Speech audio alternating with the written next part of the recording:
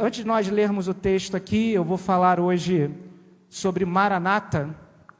Alguém já ouviu falar em Maranata? Muita gente pensa que Maranata é só o nome da igreja, né? Não, não é só isso não. Maranata é uma palavra no aramaico que representa, na sua tradução, né, literal, representa, ora vem Senhor Jesus, ou vem depressa, meu Senhor. É uma expressão que traz e nos remete à volta de Cristo. E eu vou falar quando que esse negócio surgiu, quando ele é mencionado no Novo Testamento, né, essa palavra, melhor dizendo, e a gente vai ver aqui algumas curiosidades. Você pode abrir a sua Bíblia em 1 Coríntios capítulo 16, versículo 22. Vamos ler juntos? Se alguém não ama ao Senhor Jesus Cristo, seja anátema, Maranata. Para alguns, quando fazem a leitura, e eu vou explicar para você que ele está dentro de um contexto, é claro. Para alguns que fazem a leitura desse texto, parece que ele está meio confuso, né, Elisângela? Ele está falando um negócio, de repente vem Maranata. Em outras traduções, diz assim para a gente. Eu vou ler aqui numa tradução mais atual.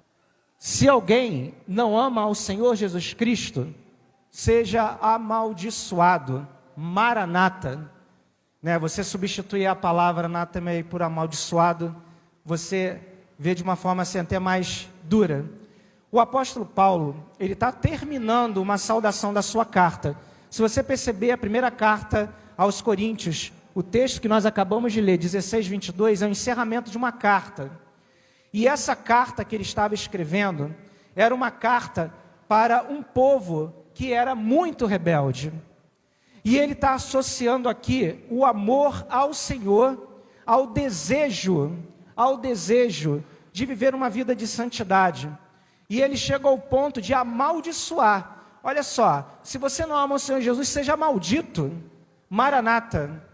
Em outras palavras, se você não ama ao Senhor, que seja amaldiçoado. Pai, venha logo, volte logo, Senhor, para julgar esses infiéis. Em outras palavras, é o que mais ou menos o texto está trazendo para a gente, segundo grandes comentaristas da palavra, e você pode confirmar isso aí num bom comentário bíblico.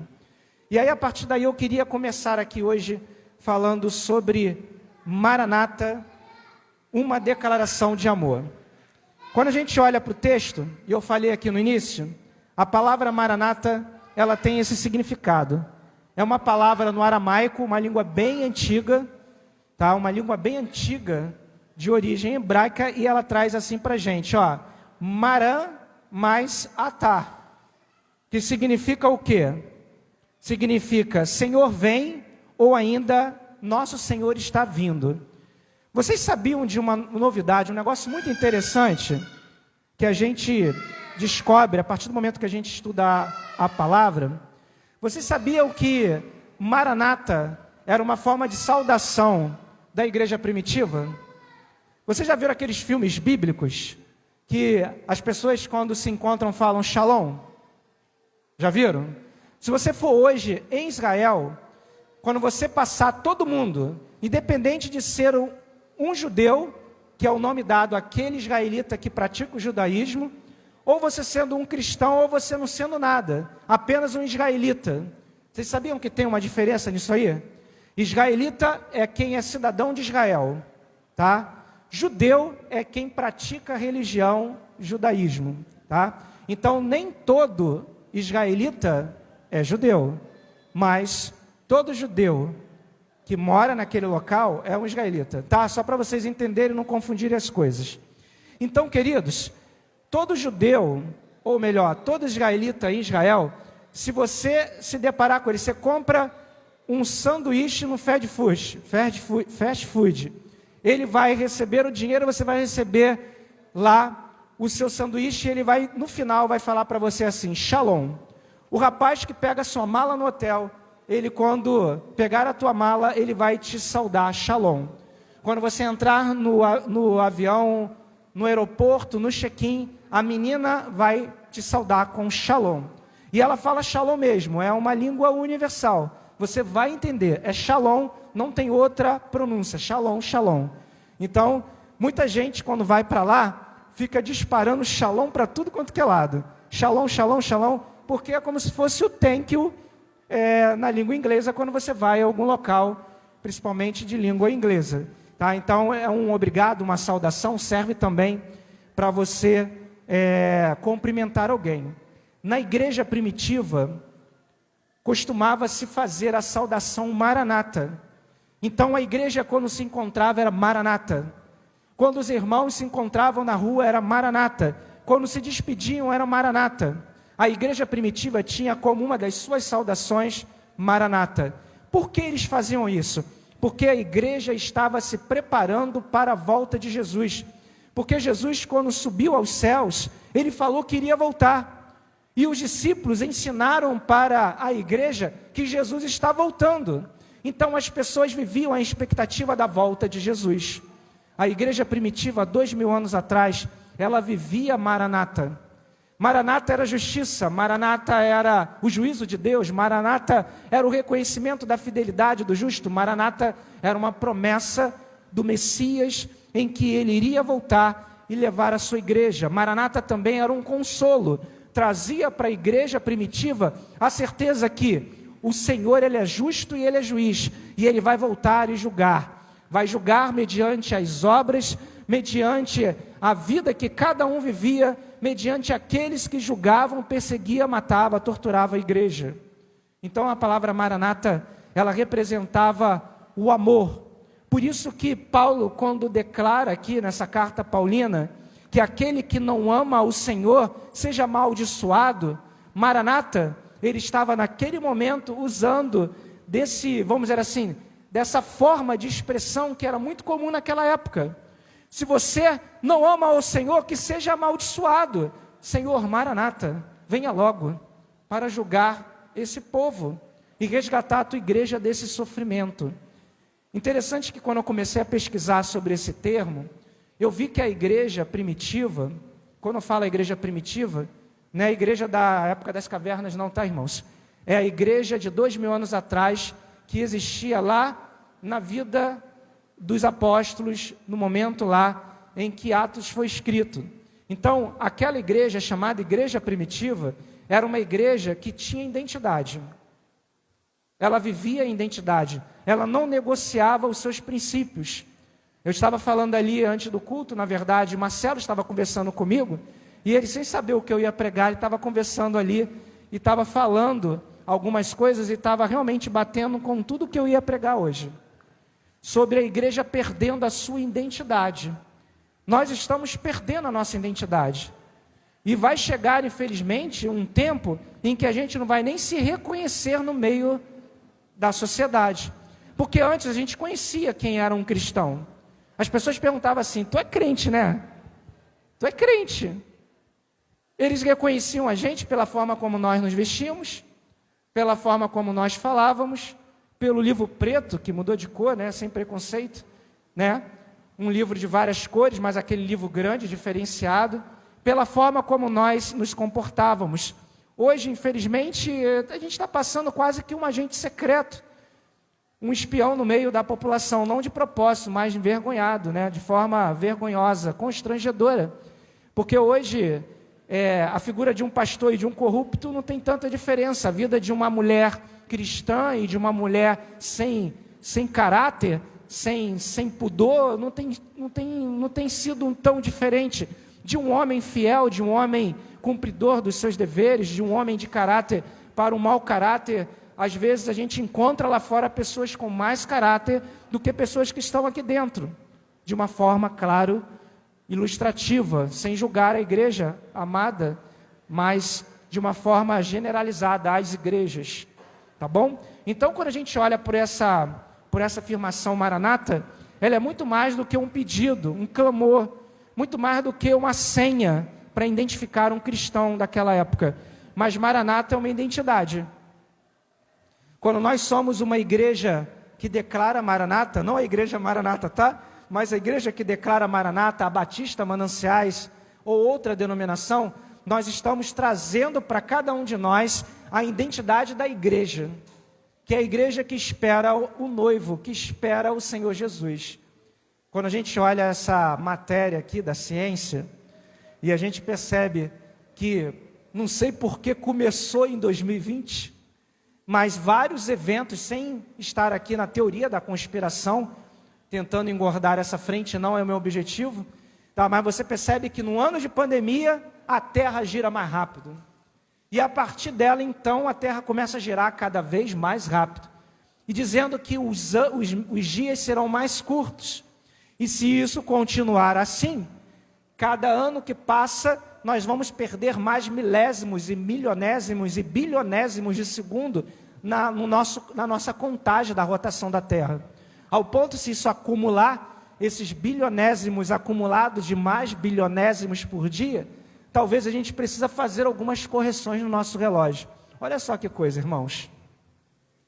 A gente não poderia dizer aqui pela ciência que o Senhor está abreviando o tempo? E a gente não poderia olhar para a escatologia e dizer que Maranata, Senhor, está voltando?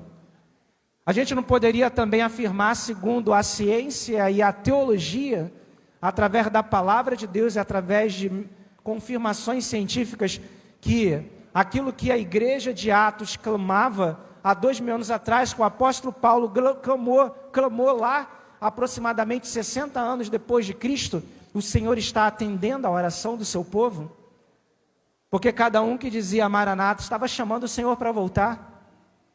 Cada um que clamava Maranata, vem Senhor Jesus, estava pedindo a volta do juiz, do justo, do Senhor, que vai buscar a sua noiva. Então, queridos, nós estamos vivendo realmente um momento muito especial, um momento, segundo aqui a pesquisadora, eu achei muito interessante, quando ela usa aqui no início da matéria dela, quando ela fala aqui,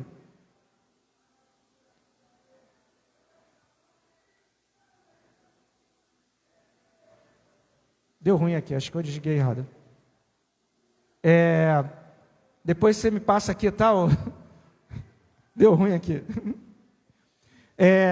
Se não me falha a memória, no começo da matéria, ela falou que assim, vivemos um momento estranho, ou misteriosamente, ou estranhamente, a Terra, ela passou a girar mais rápido, e os dias começaram a se tornar mais curtos. Estranhamente, quando um cientista começa a falar dessa forma, você pega um biólogo, um médico, um cientista, um geólogo, um arqueólogo, um historiador, quando ele usa essas palavras que não têm assim algum resultado óbvio, né, e ele começa a falar de forma assim meio que superficial, sabe o que ele está querendo dizer? De uma forma acadêmica, isso é uma linguagem acadêmica para dizer assim, eu não sei explicar. E para um cientista falar que não sabe explicar, ele não fala isso porque não vamos dizer assim, cientificamente correto. Então ele fala estranhamente, supostamente, sem conclusão. São assim algumas saídas que o cientista, você pode perceber até nesse tempo de pandemia, os infectologistas, qual é o método de profilaxia para você combater de forma preventiva, né, caso você fique, podemos chegar à conclusão, ou não é concluído, não é confirmado, não temos ainda essa confirmação, ainda não se tem a certeza, né, se isso ou aquilo deve ser feito, é porque ele está querendo dizer, em outras palavras, que ele não sabe. Ele não sabe. Então, se nós temos hoje a ciência, equipamentos científicos, mas não sabemos responder, irmãos, aí tem o dedinho de Deus. Porque por mais que a ciência, ela tente evoluir e entender as coisas, nunca iremos entender nada se não estivermos à luz da palavra de Deus. A Bíblia, ela é lacuna para todas as respostas. Se eles pegarem a Bíblia e pesquisarem, eles vão perceber que essa aceleração do tempo está falando diretamente a esse livro. Existem promessas da palavra de Deus que falam sobre essas abreviações do tempo, sobre a volta do Senhor. Fala sobre o dia em que Ele voltará. Ainda não é o fim, mas é o prelúdio do princípio dele.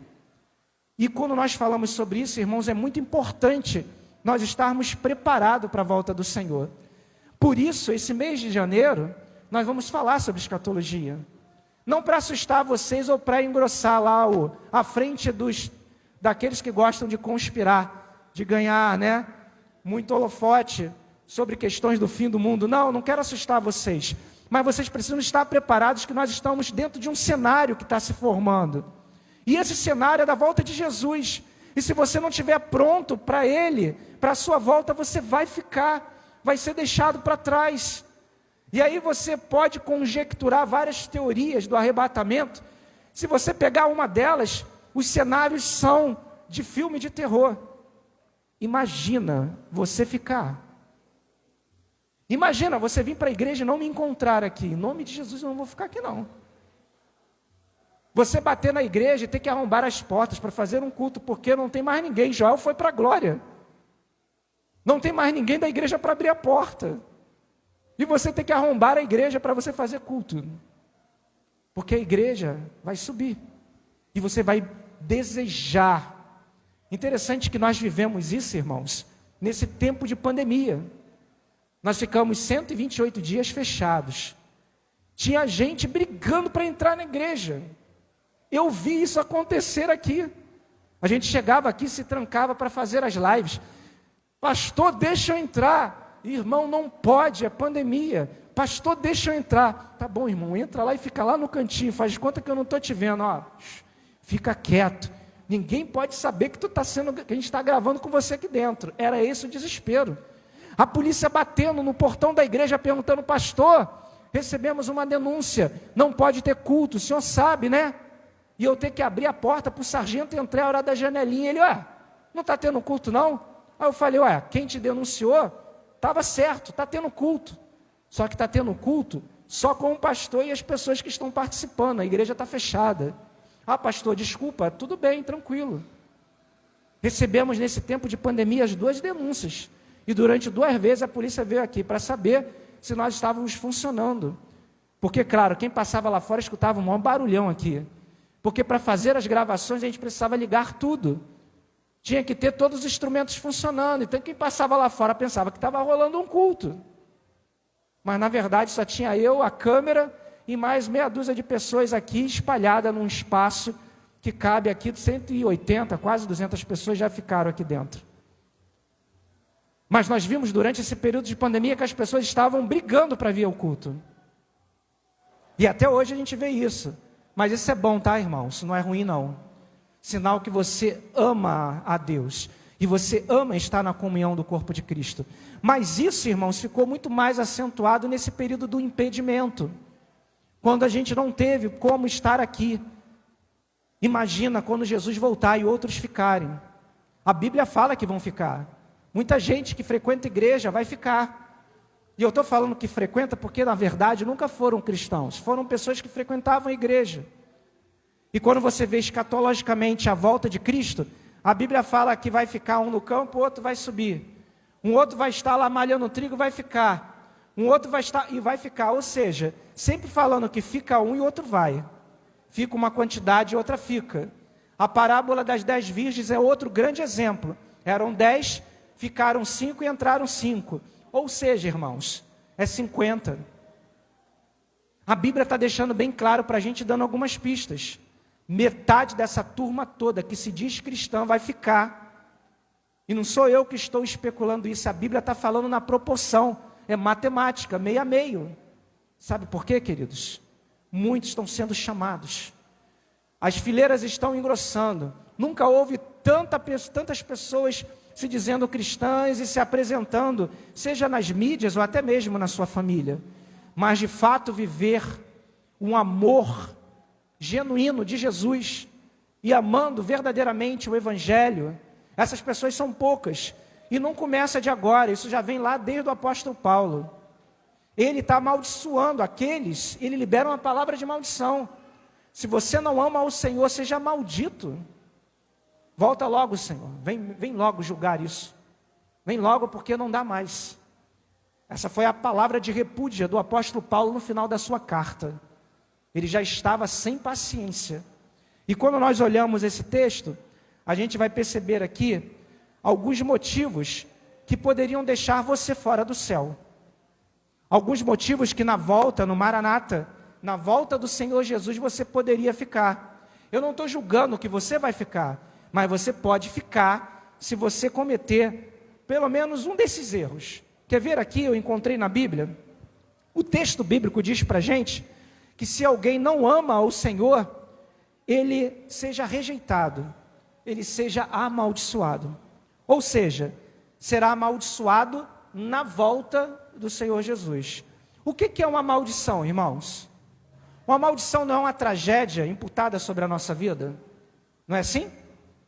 O povo de Sodoma e Gomorra foram amaldiçoados. Por quê? Porque a sua iniquidade chegou até Deus. E Deus destruiu aquela cidade. Amaldiçoar é uma punição. Na verdade, a Bíblia deixa bem claro aqui. Ela é uma punição pela volta do Senhor Jesus. Porque Jesus vai voltar para julgar, correto? Como um juiz e justo que ele será, e que ele é. Então, aqueles que não amarem ao Senhor, serão julgados por não amarem ao Senhor. E aí, quando você olha isso, você vai perceber aqui, que a primeira coisa que pode impedir você de ir para o céu, é você não crer no Senhor. Ah, pastor, fica tranquilo, porque isso eu não vou errar. Será mesmo? Será mesmo que você crê no Senhor?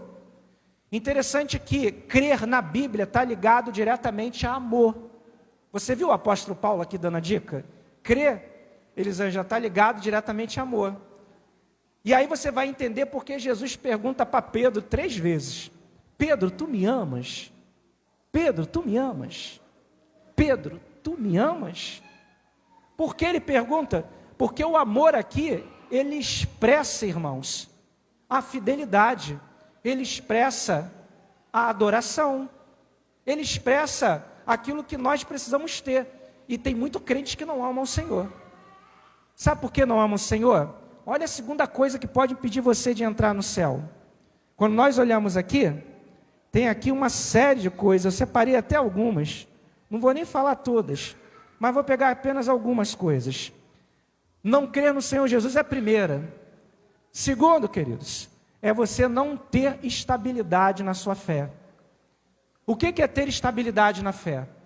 Quer ver uma prova que você não ama tão intensamente ao Senhor como talvez você declare? É você sair da igreja por coisas bobas. Ou melhor, sair da igreja. Quando eu falo sair da igreja, não é sair da Mananciais, não é sair da Batista ou da Assembleia. É sair do corpo de Cristo. É sair da família de Deus. É rejeitar o Evangelho. Por quê? Por qualquer coisa. Nós não podemos ser estáveis na nossa fé. Muita gente tem dificuldade disso. Quer ver? Eu estava conversando com um pastor amigo meu. Eu fui essa semana no trabalho dele, a gente estava batendo um papo, e ele falou assim, pastorzão, ele tem essa gíria, né? Pastorzão, nessa pandemia eu perdi 42 membros. É uma igreja grande, e ele falou que 42 membros da igreja dele desapareceram. A igreja voltou também praticamente junto com a gente, quando o governo mandou reabrir, no mês de agosto, e ele descobriu que ele perdeu 42 membros. E ele falou assim, perdi 42 membros. Aí eu cheguei para ele e falei assim, olha, eu entendi o que você quis dizer, mas não estou te repreendendo não, mas você não perdeu 42 membros. Você perdeu 42 frequentadores. Porque membros do corpo de Cristo não iriam embora na pandemia. Eles eram pessoas muito vulneráveis. E talvez estavam na igreja por alguma coisa, ou envolvidos, ou presos à igreja por alguém. E a partir do momento que perdeu acesso a essa pessoa, esse alguém pode ter sido até o pastor, e eles foram embora. E aí, se Jesus volta nesse período da pandemia, esses 42, você acha que vai para o céu? Ah, porque deixou de vir à igreja? Não, porque deixou de estar em comunhão com o corpo de Cristo. Não tinha uma estabilidade de fé. Eles estavam estáveis, na verdade. Eles estavam fora de uma vida na presença de Deus. E aí, quando nós olhamos aqui, o que Paulo estava falando lá no capítulo, nessa carta aos Coríntios, ele estava falando que, para que você possa ir para o céu, você precisa amar o Senhor, crer nele. Segundo, você precisa ter uma fé consolidada. Porque, se você perceber no final do texto, Paulo já estava desgastado de tantas repreensões. Lê o capítulo para tu ver. Lê a epístola de Paulo aos Coríntios, a primeira.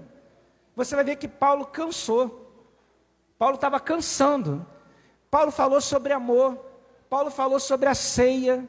Paulo deu uma cajadada no povo que ia para a ceia para aparecer. Depois ele falou que adianta você falar em mistério. Que adianta você ajudar os pobres? Que adianta você tacar fogo no teu próprio corpo? Que adianta você fazer isso, fazer aquilo, se você não tiver amor? Paulo mete a cajadada falando sobre fidelidade também. Vocês precisam ser fiéis. Vocês precisam ser santos. E Paulo batendo. Aí chega no final da carta, Paulo também já não aguenta. Olha só, se vocês não amarem a Deus, amarem ao Senhor, que seja amaldiçoado, Maranata. Venha logo, Senhor, para julgar esse povo. E aí ele fala uma outra coisa interessante.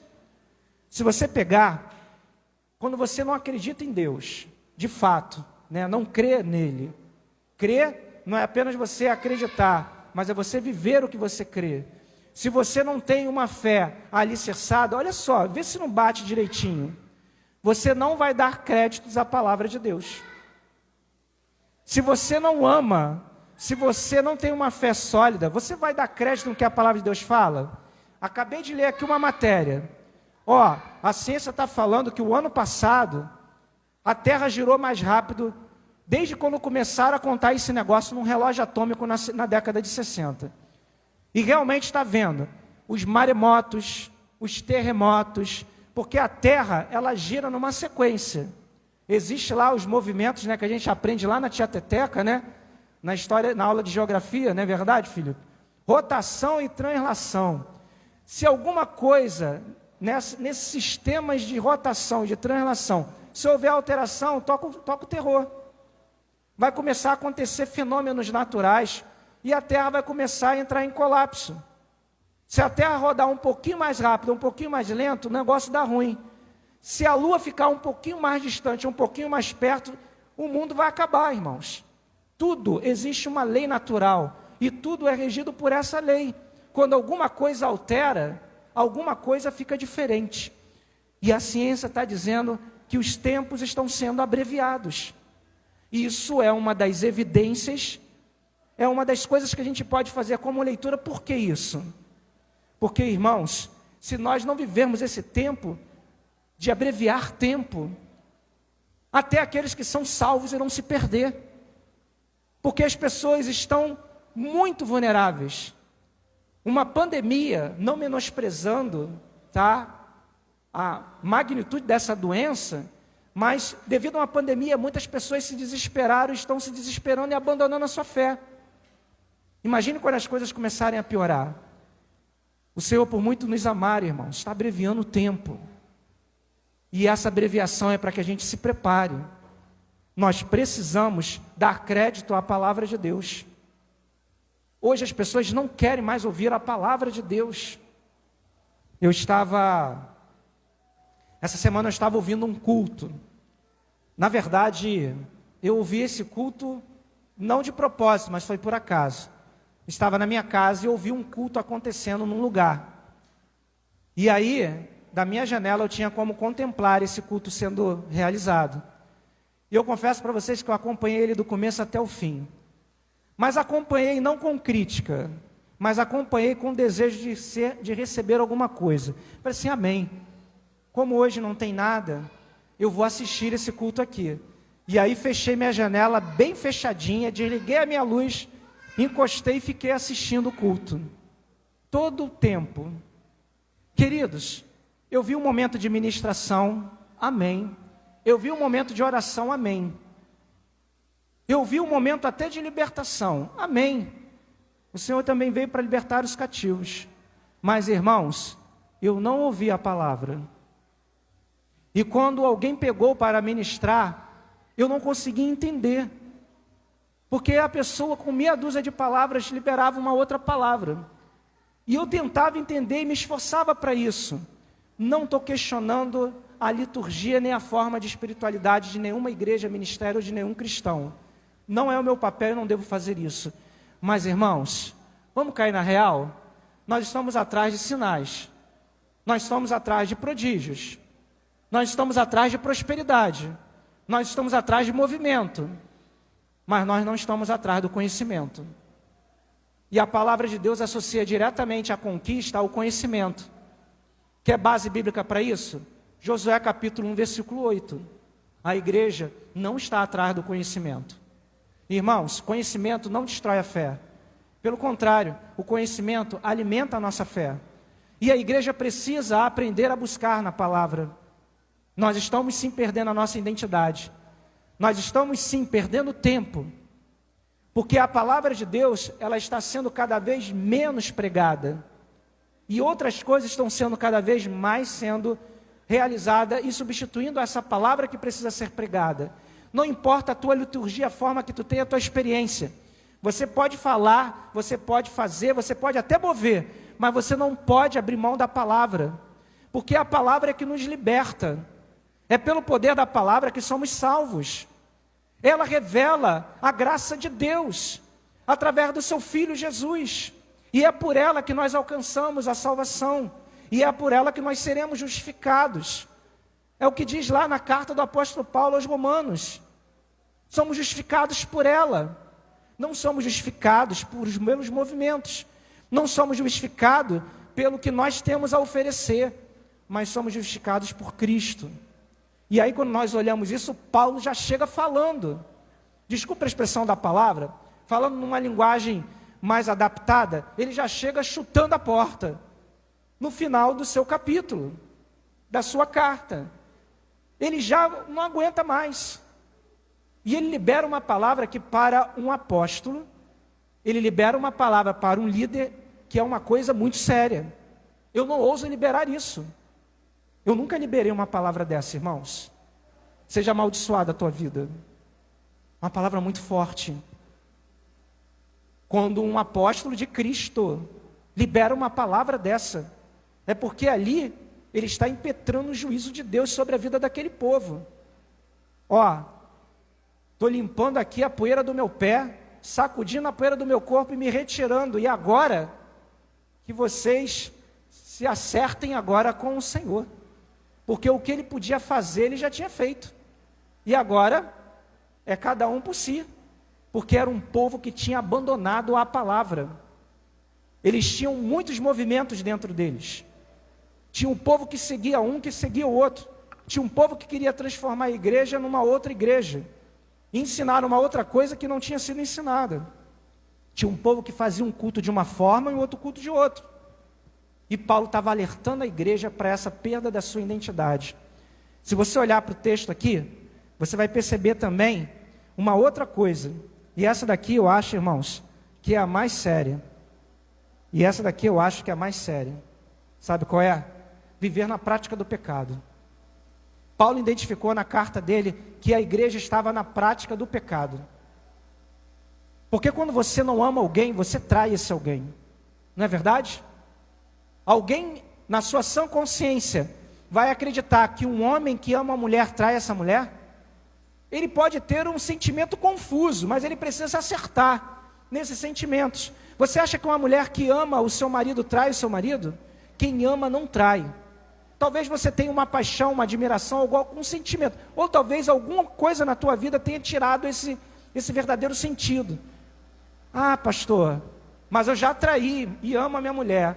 Quero dizer uma coisa. Você gostava dela. Hoje que você não trai, você ama de fato. Antes você gostava apenas. Você tinha uma admiração por ela ou por ele.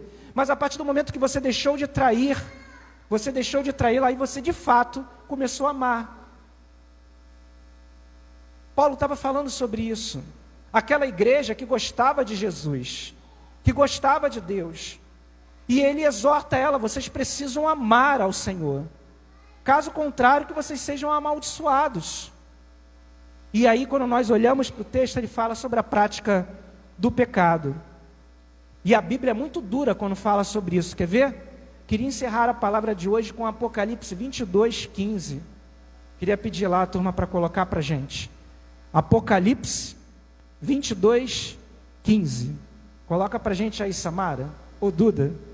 Olha só o que diz. é muito duro, mas é a única forma que a palavra se refere a pecado. Tá? Pecado nunca na palavra vai ser algo assim, politicamente correto, educadinho. Não, são palavras duras. E Paulo, quando combate o pecado, ele libera uma palavra de juízo sobre aquele povo. E olha o que diz aqui, quando o Senhor fala a João no livro de Revelações. Olha só, vamos ler juntos? Ficarão de fora os cães e os feiticeiros, e os que se prostituem, os homicidas e os idólatras, e qualquer que ama e comete a mentira. Olha só, mais uma vez a palavra amor é utilizada aqui, só que agora no sentido mal da coisa, né? Aqueles que amam e cometem a mentira. E ele chama de cão. Você sabe o que é um cão? Quer ver uma coisa interessante? Só como uma curiosidade. Vocês já viram alguma cena de povos do Oriente Médio jogando sapato e chinelo nas pessoas? Vocês já viram isso? Vocês lembram quando os Estados Unidos, depois dos atentados da Torre Gêmea, talvez tenham pessoas que não tenham vivido essa época, mas viram nos livros de história e na internet, que os Estados Unidos fez uma investida contra o Iraque, e aí as forças de coalizão entraram lá no Iraque e tiraram do poder o Saddam Hussein. Lembra daquele episódio? Você lembra daquela imagem emblemática dos soldados norte-americanos amarrando um cabo de aço na estátua, no meio da praça no Iraque, do Saddam Hussein, e um tanque do exército americano puxando, e as pessoas também segurando aquele cabo, simbolicamente, claro, junto com aquele blindado, e derrubando aquela estátua. Vocês viram aquela cena? Volta aí o filme, se você não atentou, entra na internet e veja o que aconteceu depois que aquela estátua caiu. Eles pegaram o chinelo do pé e começaram a dar chinelada na cara do Saddam. Começaram a jogar sapato, mas era muita gente, que você viu uma multidão de sapatos perdidos. Você sabe o que isso significa dentro de uma cultura oriental? Ele está comparando você a um cão. Não que a gente vá fazer isso com cachorro, tá, gente? Não faça isso não. Mas na cultura dele, você é pior do que o cão. Porque nem o cão, eles batem com chinelo. Chinelada é humilhação. É você humilhar a pessoa. É você dizer para ela que ela é um cão, que ela não é nada. Dentro de um conceito. Isso eu não estou inventando, tá? Isso está dentro da cultura oriental. Principalmente daquele povo. Quando Paulo fala isso, ele está comparando aquelas pessoas ali, a esse tipo de pessoa. Pessoas que não valem nada. Se você não ama ao Senhor, você não vale nada. Você não é um nada. Você não presta para nada. Você não merece nem ser respeitado como ser humano. E você não vai para o céu. Você vai para o inferno, porque você não é um nada. Mas quando nós somos do Senhor, irmãos, nós somos especiais para Ele. Nós somos a sua noiva. Ele não nos chama de um nada, Ele nos chama de noiva. E numa cultura daquela época, chamar alguém de noiva é chamar ela de toda poderosa. São as verdadeiras empoderadas da história. A mulher, a noiva de um noivo, era considerada a pessoa mais especial na vida daquele homem. O sentido de noiva e de noivo era algo muito bonito e muito puro. Interessante que ele nos chama de virgem. Ele nos chama de imaculados. A virgindade também para aquele povo é muito especial. Era algo que não poderia ser tocado. E quando o Senhor nos chama também de virgem à sua espera, Ele nos chama de algo muito especial, além apenas de uma noiva, mas de uma noiva pura. E é assim que Ele quer encontrar a igreja dele quando Ele voltar, irmãos. Uma noiva pura. E uma noiva pura, ela ama de fato o seu noivo, ela jamais vai trair por outro noivo. Uma igreja pura não tem outro Deus, não segue a outro Senhor, não negocia os seus princípios, não fleta com outro homem. A igreja pura, ela sempre vai manter a sua santidade, a sua pureza. Então, queridos, ela ama o Senhor, ela não vive na prática do pecado, ela guarda os ensinamentos, ela conhece muito bem o seu noivo. E aí, encerrando aqui essa palavra, ela termina também falando para a gente aqui, que uma das coisas que impede as pessoas de ir para o céu é não praticar esse amor. Se a gente não praticar esse amor, a gente não vai para o céu. A gente vai para o inferno com todas as teorias. Uma coisa é você saber o que é amar, outra coisa é você não praticar esse amor. Que Deus abençoe essa palavra no nosso coração, queridos. O tema dessa noite foi Maranata, conforme nós vimos aqui no texto principal lá na frente.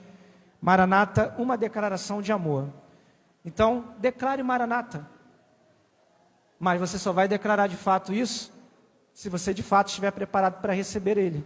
Caso contrário, você vai estar se prejudicando, não é verdade? Então, queridos, nós estamos vivendo um momento difícil, tá? E a tendência é piorar esse negócio. A tendência é piorar. Nós aprendemos muito com a pandemia, estamos aprendendo com ela.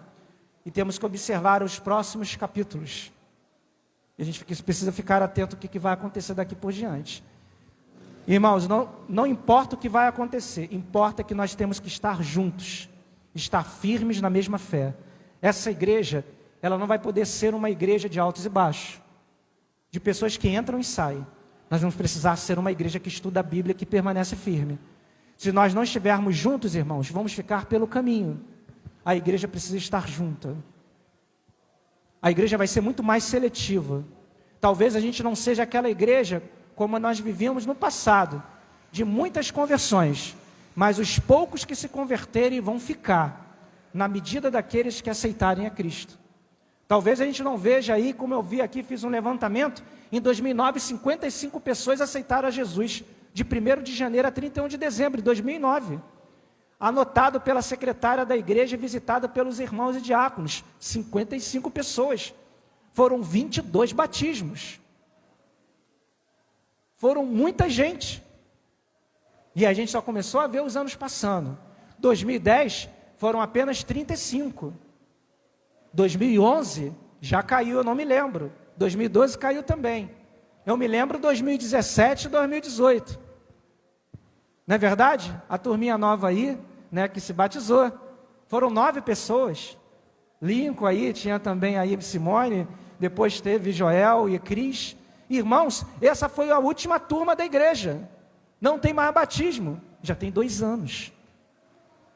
Está complicado, pela primeira vez. Em 12 anos aqui, 2 anos sem batismo. A pandemia não justifica. Nós não morremos, estamos vivos. Perdemos a capacidade de evangelizar, de compartilhar da nossa fé, mas em nome de Jesus, em 2021, com pandemia ou sem pandemia, nós vamos batizar no mínimo 10 pessoas aqui, em nome de Jesus. Em nome de Jesus, no mínimo 10 pessoas.